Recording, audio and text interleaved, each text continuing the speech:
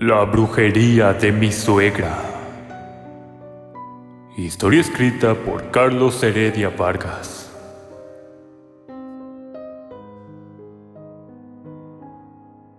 Nunca le agradé mucho a mi suegra, pero tampoco pensé que fuera capaz de hacerme algo así. Mi nombre es Adrián, y conocí a mi esposa cuando ambos teníamos 21 años. Estábamos en la universidad, y éramos lo suficientemente jóvenes para creer que estaríamos juntos el resto de nuestras vidas. Y por supuesto, que nadie nos haría daño. Me llevó a su casa para una cena familiar, cuando teníamos apenas un mes como pareja.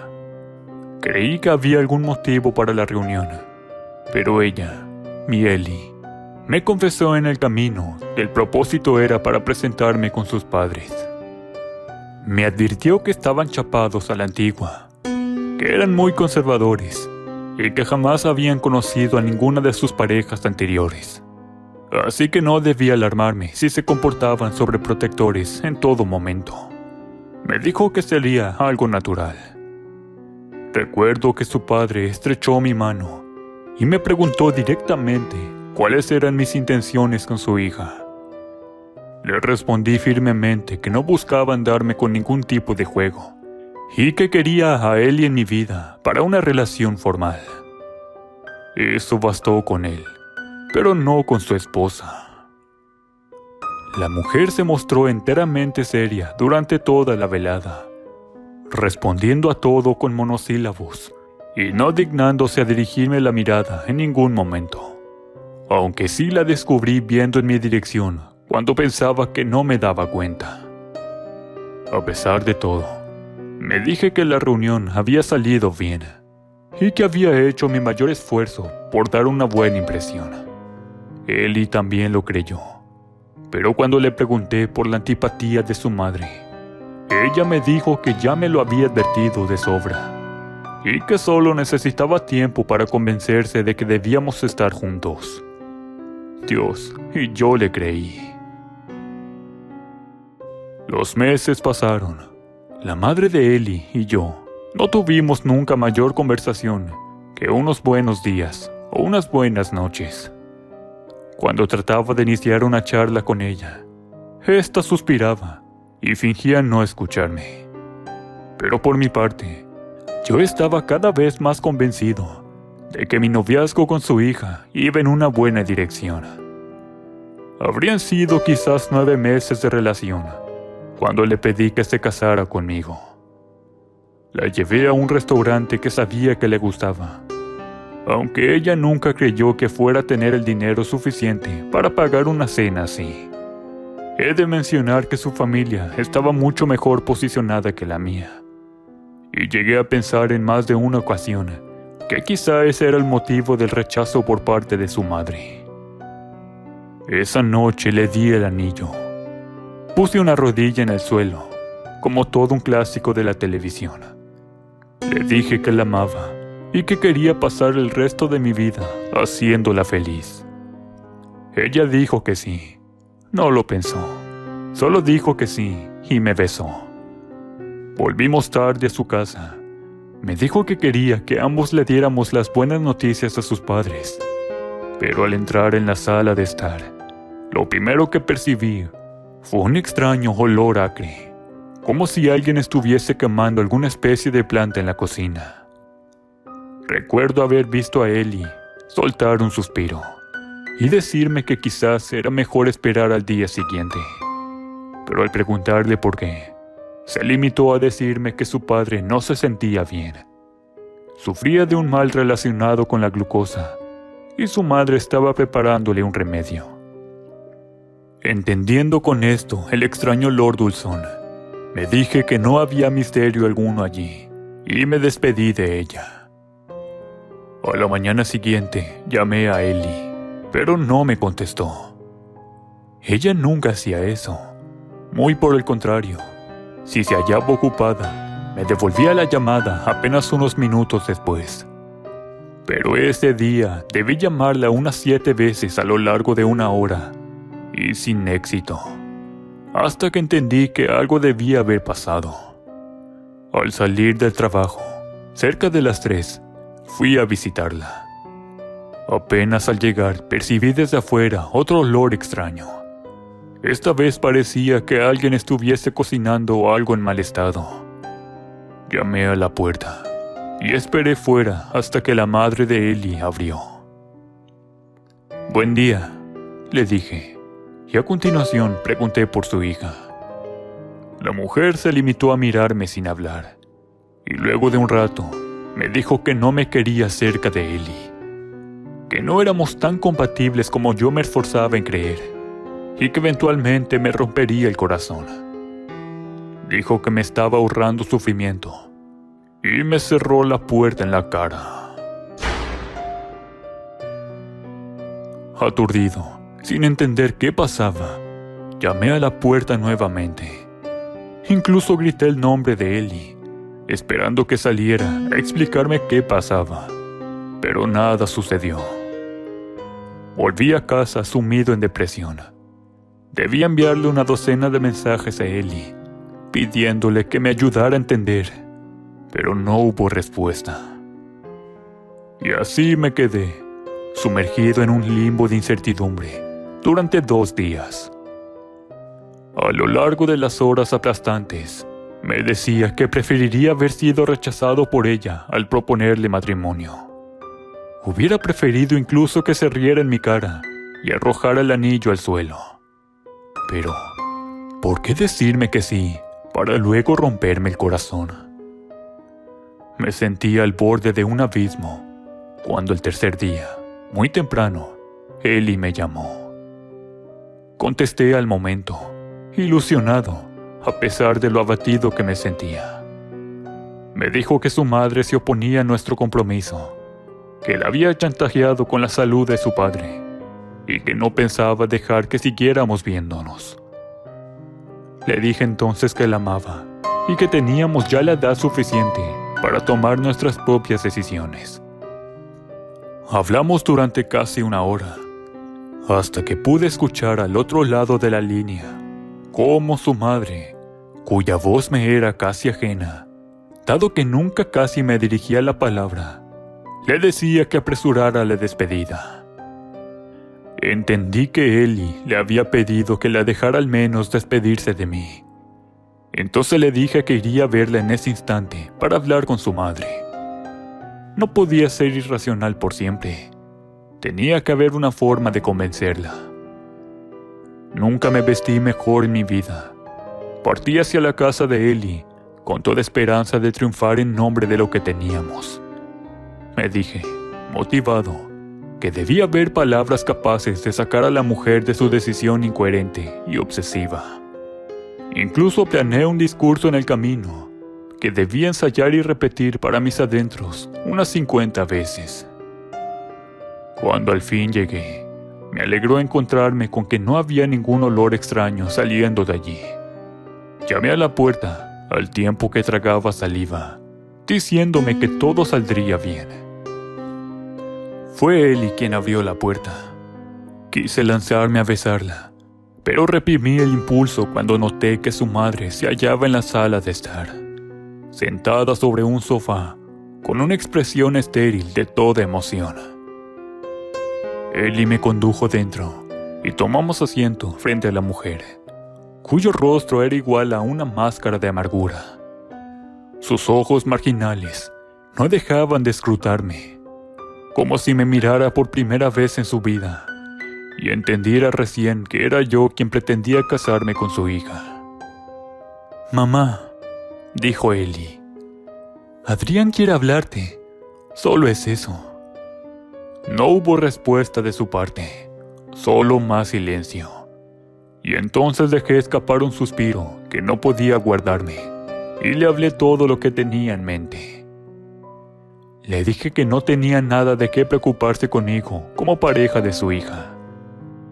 Le hablé sobre mi familia, de clase trabajadora, pero honorable y siempre unida. Le dije también que planeábamos casarnos bajo los términos que ella quisiera. Y expliqué también, en mejores palabras, incluso de las que había planeado, cómo pretendía llevar mi vida con Eli como mi esposa. honrándola, no andándome con medias tintas, y definitivamente dándole su lugar como merecía. Para cuando dejé de hablar, me di cuenta que Eli tenía lágrimas en los ojos, y eso me llenó de alegría.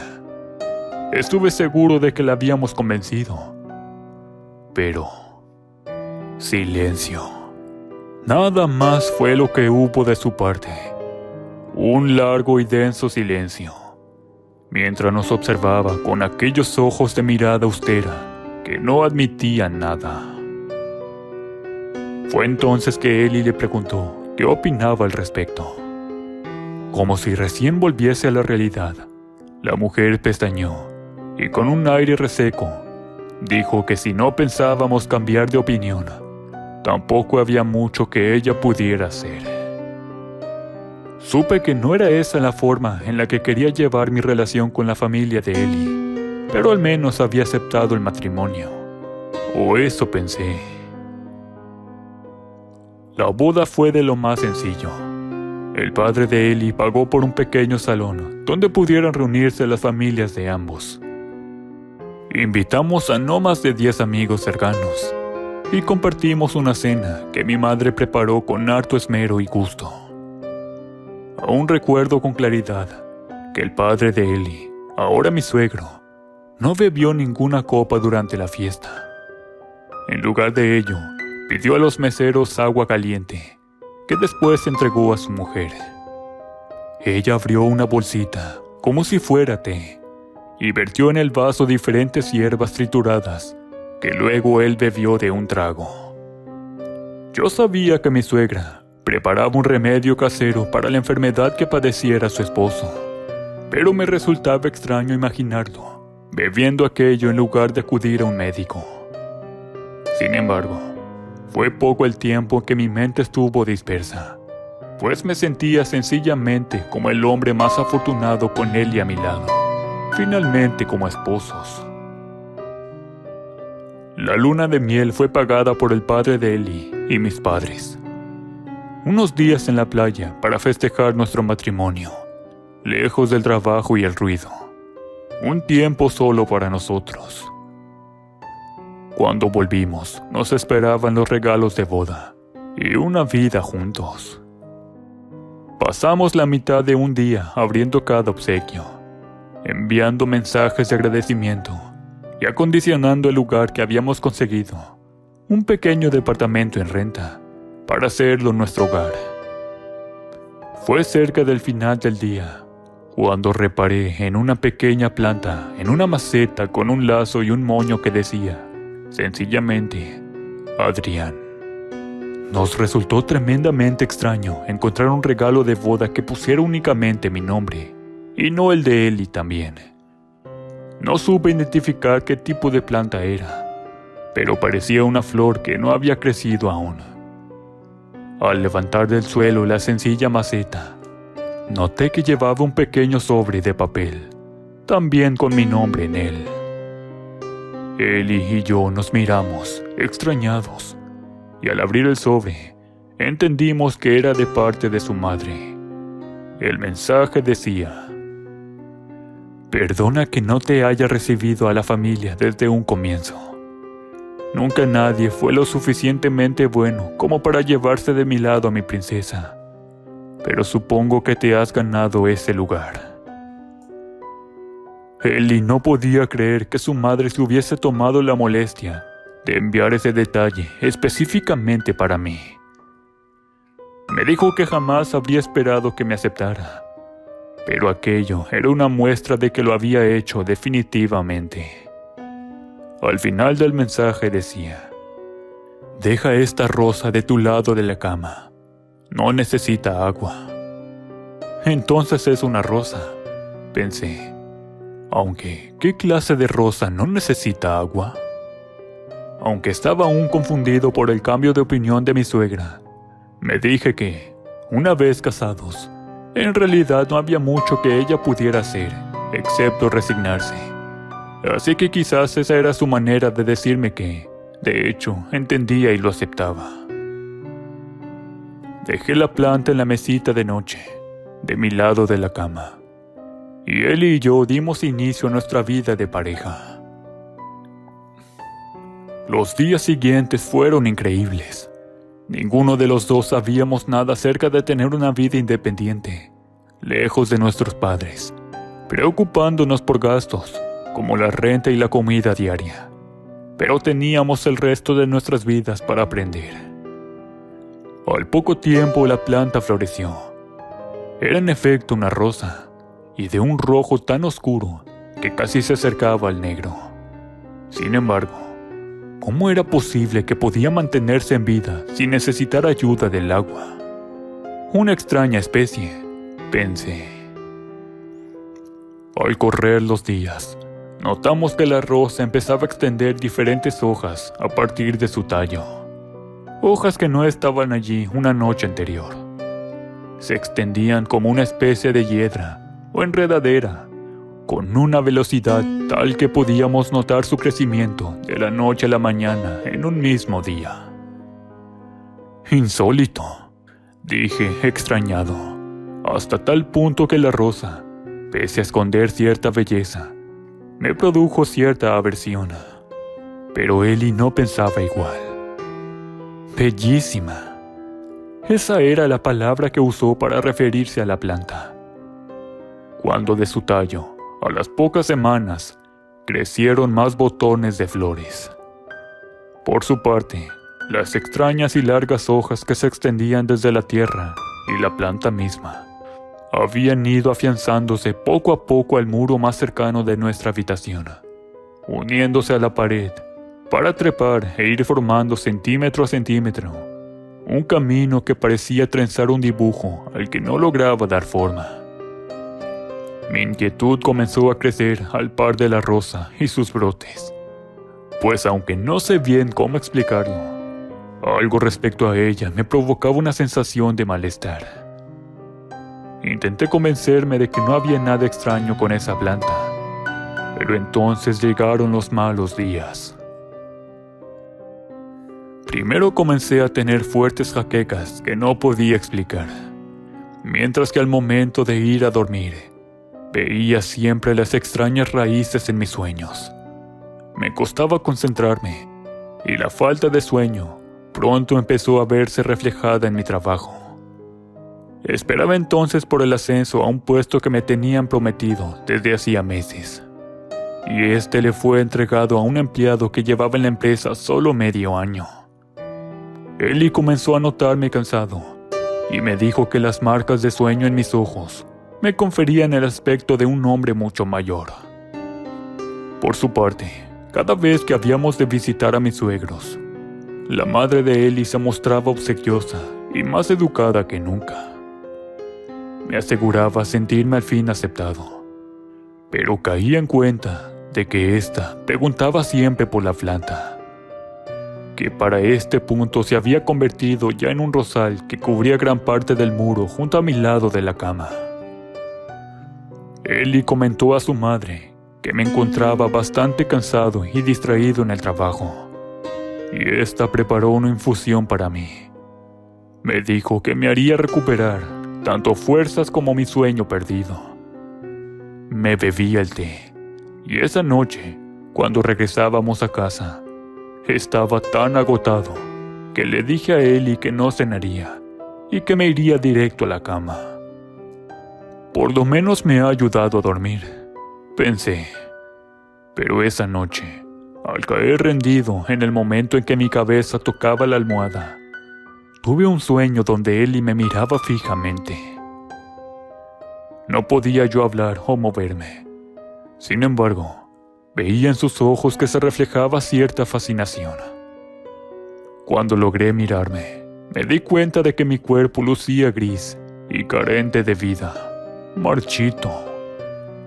Intenté hablar, pero no tenía boca alguna en el sueño, y caí en cuenta de que aquello no podía ser sino una pesadilla.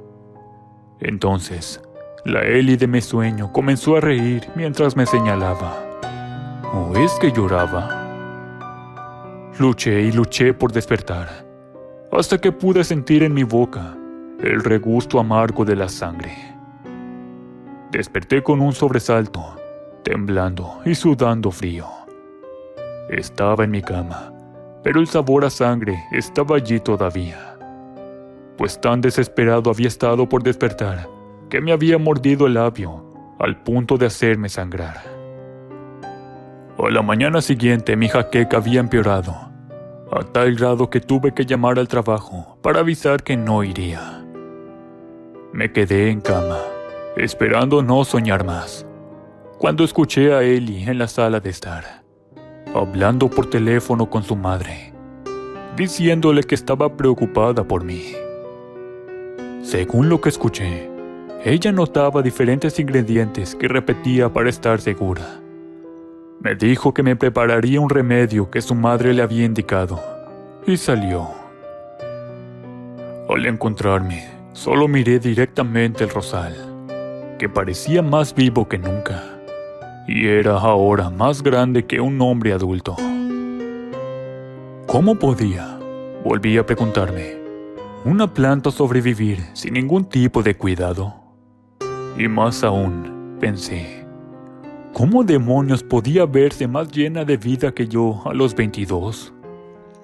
Cuando Ellie regresó, la escuché hacer mucho ruido en la cocina. Ella preparaba algo. Al poco tiempo me llegó un extraño olor dulzón, el mismo que había percibido yo hacía ya mucho en casa de sus padres.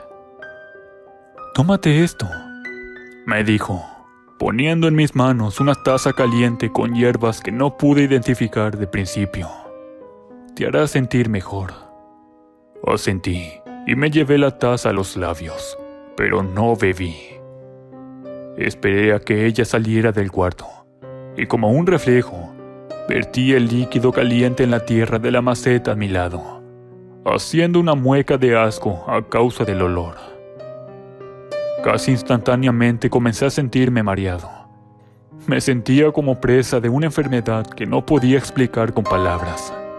Era una debilidad que me hacía tener la certeza de que me moriría allí mismo. Para cuando desperté, casi 24 horas después, me percaté que la planta no estaba más allí, ni los enormes pétalos de rosa casi negra, ni las enormes hojas que trepaban por el muro, ni la maceta. Ellie estaba a mi lado, y cuando le pregunté qué había pasado con la planta, pude notar que había cierta extrañeza en su voz, como si ella misma no creyese lo que hablaba. Me contó que me encontró ardiendo en fiebre y llamó a un médico. «No despertabas», dijo. «Estuvimos a punto de llevarte al hospital, pero el doctor te dio una inyección y dijo que te dejara descansar». A continuación me describió cómo había notado que la planta estaba repentina e irremediablemente seca, como si llevase años muerta, sin el menor atisbo de vida. Dijo que al arrancar las vainas y hojas secas del muro, casi se hicieron ceniza en sus dedos. Le pedí entonces que no se riera con lo que estaba por decirle, y no lo hizo. Le expliqué que pensaba que había algo extrañamente maligno con esa planta, y para mi consuelo, me dijo que no tenía de qué preocuparme, pues ya se había deshecho de ella. Pronto empecé a recuperar fuerzas. Pude incluso trabajar más que antes, y Ellie me hizo notar que mi aspecto mejoraba notablemente. Al poco tiempo, cuando ella contó a su madre lo que había pasado con la planta, le dijo que nos haría una visita. Durante casi 6 meses de matrimonio, nunca nos había visitado, ni una sola vez, y sin embargo, ahora piensa hacerlo. Cuando sonó el timbre, y fui a abrir la puerta, allí estaba ella, con una extraña media sonrisa, un tanto crispada, y sosteniendo en sus manos una maceta con una pequeña rosa, al igual que la primera.